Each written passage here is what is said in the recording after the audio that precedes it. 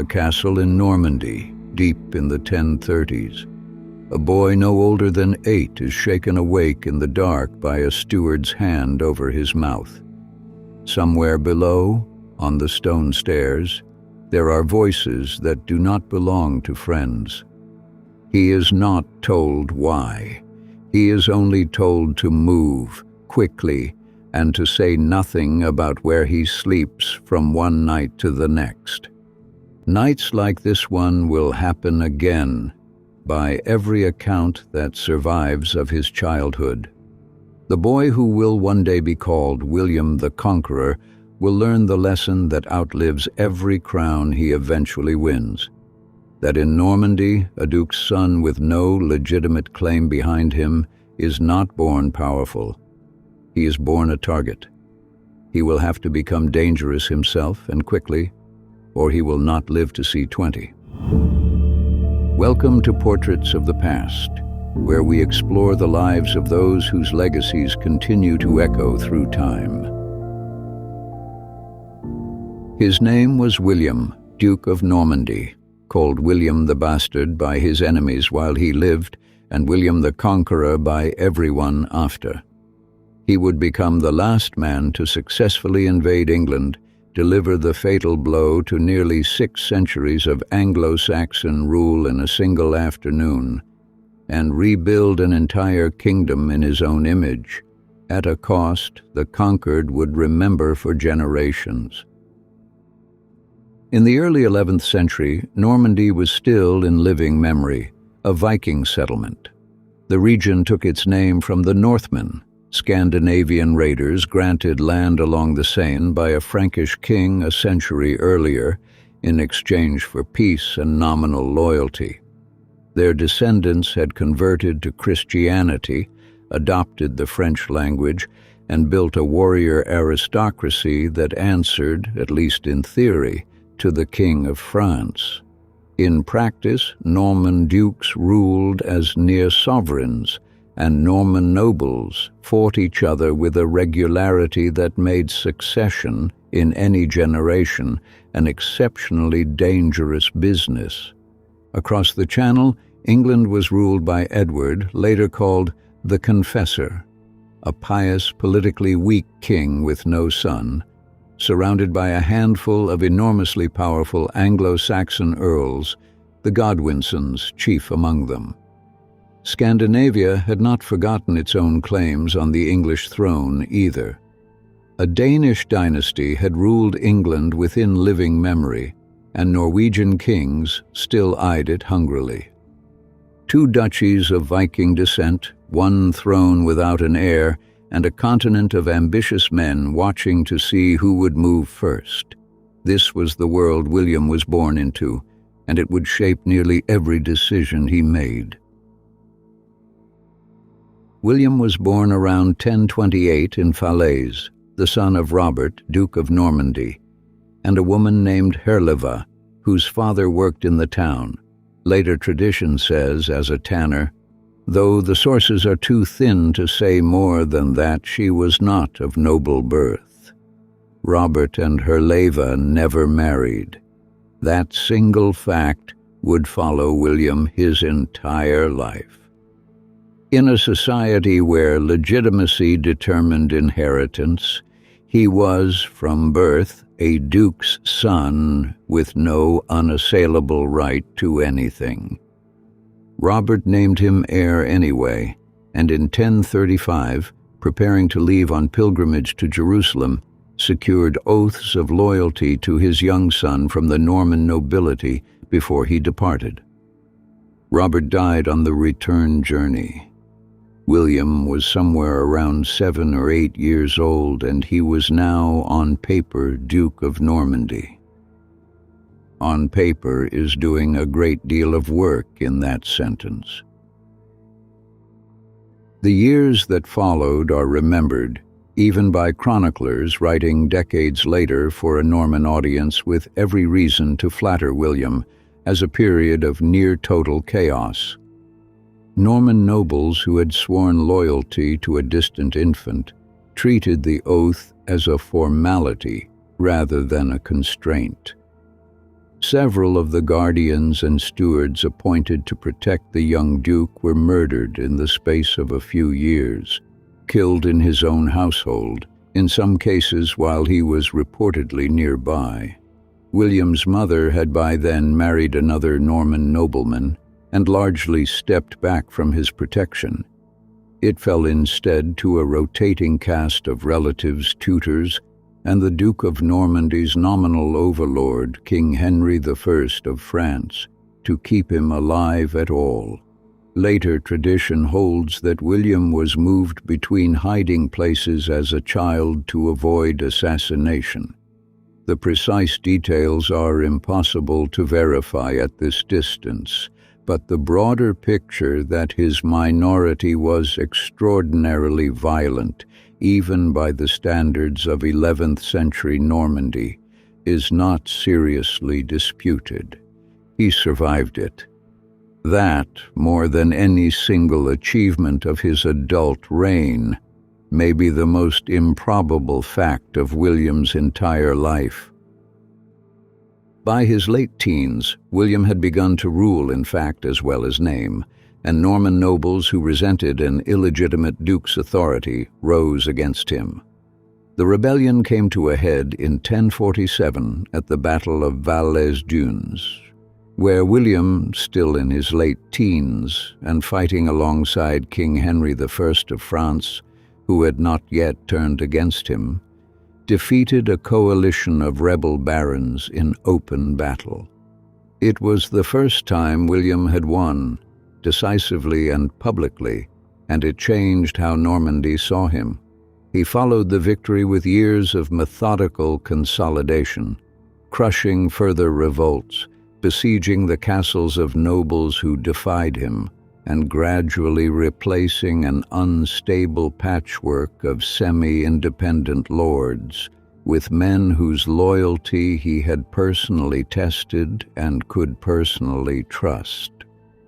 Around 1050, William married Matilda of Flanders, a match that briefly drew papal objection. The couple were distantly related, and the marriage proceeded before the Church had formally sanctioned it, an irregularity later resolved through penance and the founding of 2 abbeys in Caen. The marriage nonetheless proved politically valuable and, by all surviving evidence, personally durable. William and Matilda had at least 9 children, and, unusually for a medieval ruler of his stature, there is no credible evidence of infidelity on William's part during the marriage. By the mid-1050s, William had defeated further invasions from the King of France and the Count of Anjou, both of whom had grown alarmed at how thoroughly the illegitimate boy duke had consolidated Normandy under his own hand. He was no longer merely surviving. He was, by any regional measure, one of the most formidable rulers in northern France. The English question entered William's life gradually, then all at once. William later claimed, and Norman sources insist, that his distant cousin, King Edward the Confessor of England, who had spent part of his youth in Norman exile and had no son of his own, promised William the English succession as early as 1051. No contemporary English source corroborates this claim from the English side, and it should be understood as a claim advanced primarily by William and by chroniclers writing under Norman patronage, not as an established fact of Edward's intentions. The claim gained a second, more famous layer around 1064, when Harold Godwinson, the most powerful earl in England and the man best positioned to succeed Edward regardless of what promises had or had not been made, arrived in Normandy under circumstances that remain fiercely debated. Norman sources say he was sent by Edward to confirm the succession arrangement. Other accounts suggest he was blown off course and shipwrecked, then ended up in William's custody more or less by accident.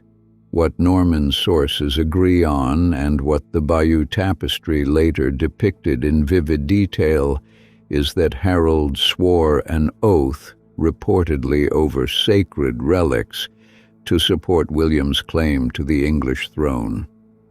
Whether Harold understood the oath as binding or as a promise extracted under the practical pressure of being a guest or hostage in another ruler's territory is unknowable from the evidence that survives, and the English chronicle tradition is notably quieter on the oath's exact terms than the Norman one.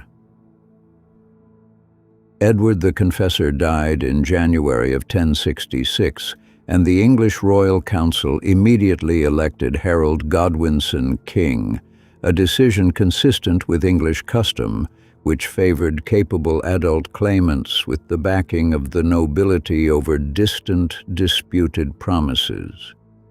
William, learning of this, treated it as a straightforward betrayal.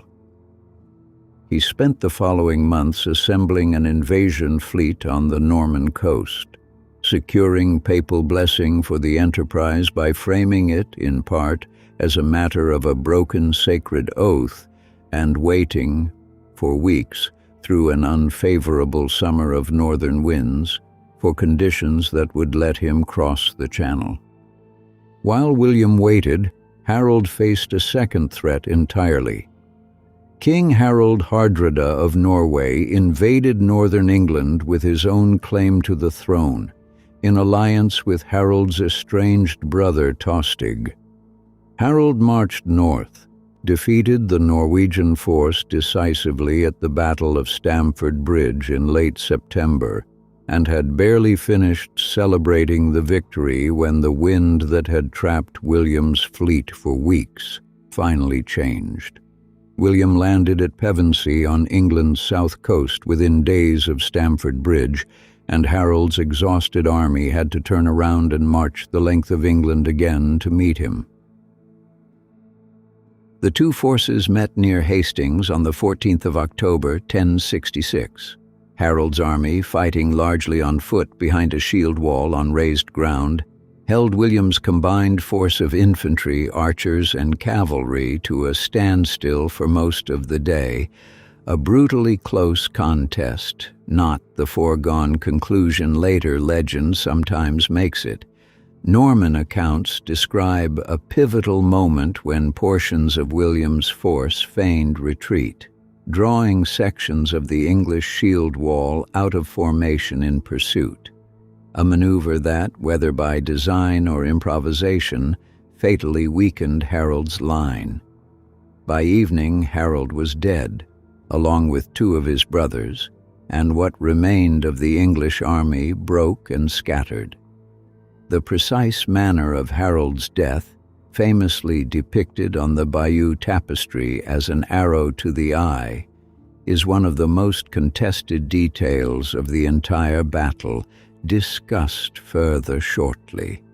Hastings did not, by itself, hand William a kingdom. It took him nearly 2 more months of marching, burning, and negotiating with what remained of the English nobility before he was crowned King of England at Westminster Abbey on Christmas Day, 1066, a coronation reportedly interrupted by a disturbance outside the abbey as Norman guards, mistaking the crowd's acclamations for an uprising, set fire to nearby buildings. Conquest, William quickly discovered, was easier to win than to hold. Anglo-Saxon rebellions broke out across England for years afterward, and the most consequential came in 1069, when rebels in the north, aided by a Danish fleet, seized York. William's response is the single most morally contested episode of his entire reign. A scorched earth campaign across Yorkshire and the surrounding counties, remembered as the harrying of the North, in which Norman forces systematically destroyed crops, livestock, tools, and villages across a wide swath of northern England through the winter of 1069 to 1070, apparently intending to make the region incapable of supporting a rebellion or a rebel army ever again. The near-contemporary chronicler Orderic Vitalis, writing decades later from Norman England and no natural sympathizer of the English cause, described the resulting famine in terms of open horror and put the death toll in the tens of thousands. Modern historians treat that figure as almost certainly an exaggeration typical of medieval chronicle writing, while broadly accepting that the harrying caused a genuine, severe, and long-lasting demographic and agricultural collapse across the region, a devastation still faintly visible a generation later in the tax records William himself would commission. Having broken organized resistance, William set about remaking English society from the top down. The Anglo-Saxon nobility was dispossessed almost entirely within a decade of the conquest, its lands redistributed to Norman lords who owed their new estates and their loyalty directly to William. Motte and Bailey castles, a Norman architectural import, rose across the English landscape by the hundreds, physical assertions of a new occupying military order. The Tower of London's original stone keep began under William's reign.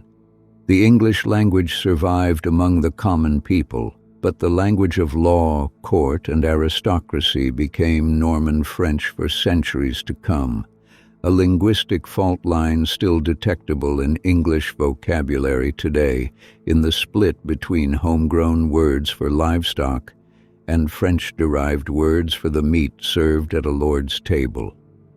In 1085, facing renewed threat of invasion from Denmark and needing to know precisely what his kingdom contained and what it could yield in taxation, William commissioned an extraordinarily ambitious survey, a county-by-county accounting of nearly every landholder, tenant, plough team, and pig in England, compiled with a thoroughness contemporaries found almost frightening. One chronicler wrote that not a single ox, cow, or pig escaped notice. The survey, completed in 1086 and later nicknamed the Domesday Book after the biblical Last Judgment, from which, like that final reckoning, there was no appeal, remains one of the most remarkable administrative documents to survive from medieval Europe, and it stands today as both a monument to the precision of Norman control and a quiet, exhaustive ledger of exactly what the conquest had taken. William spent much of his final years back in Normandy, fighting to defend his continental territories, including against his own eldest son, Robert Curthose, with whom his relationship had grown openly hostile over questions of inheritance. In the summer of 1087, campaigning against the French crown, William led an assault on the town of Monte and, according to chroniclers, was thrown against the pommel of his saddle during the fighting, sustaining an internal injury from which he never recovered. He died in Rouen on the 9th of September 1087. His death was, by the account of multiple chroniclers, almost as chaotic as his childhood had been. His attendants reportedly abandoned his body and looted his belongings within hours, and the funeral in Caen was, according to the chronicler Orderic Vitalis, marred by further indignity, the stone sarcophagus prepared for him proving too small for his body. How literally to take that specific grim detail is worth treating with some caution, discussed shortly. What is not in dispute is that the man who had spent his entire life imposing order on the disorder around him left his own death almost entirely unmanaged. Historians examining William's life today face an unusual evidentiary problem. The two great chronicle traditions covering the conquest, Norman and English, were written by parties with obvious and opposing incentives, and both were composed at some remove from the events they describe.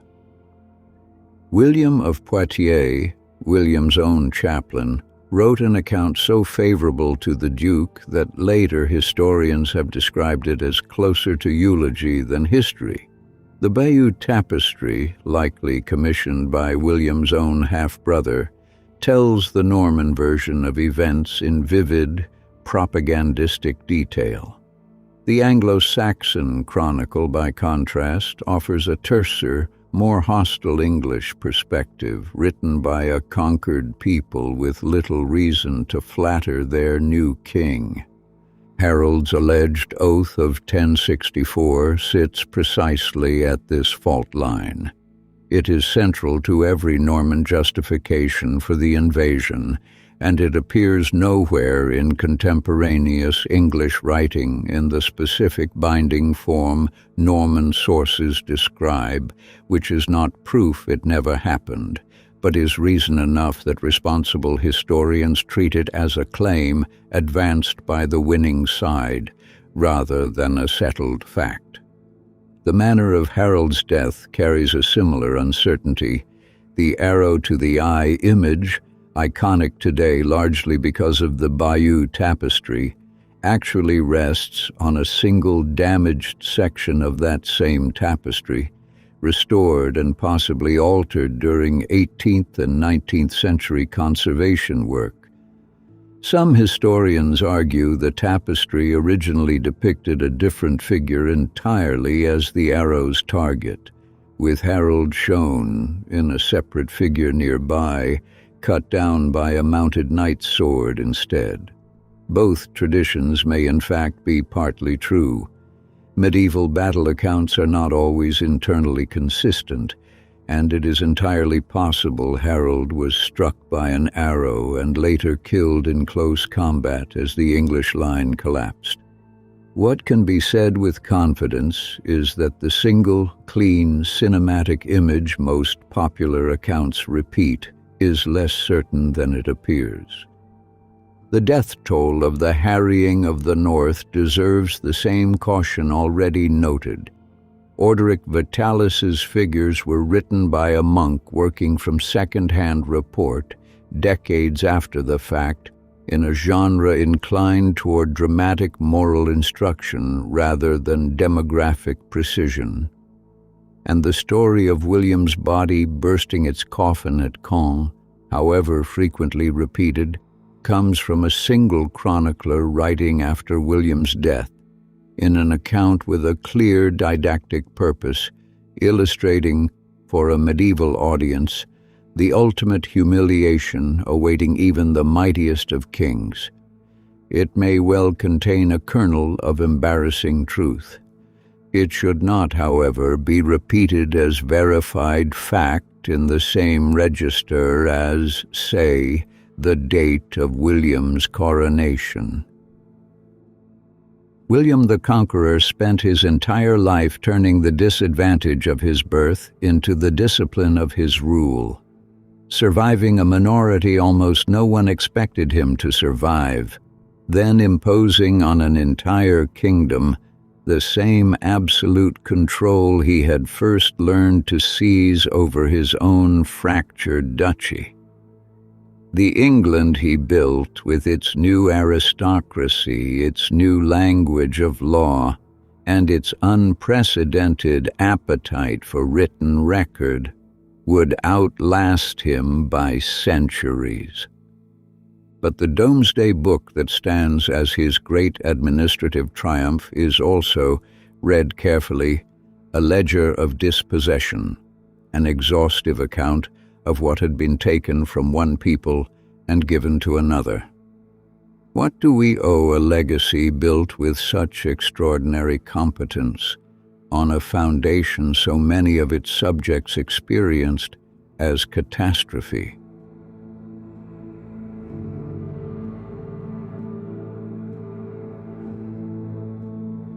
Every portrait has more behind it. If you want to dive deeper into lives like this, to discover more detail, more context, and more of what didn't make this episode, you can explore the range of portraits of the past ebooks that are available now. Link in the description and bio. The paint is dry on this story, but the archives are vast. Subscribe and return to Portraits of the Past. The next exhibit awaits.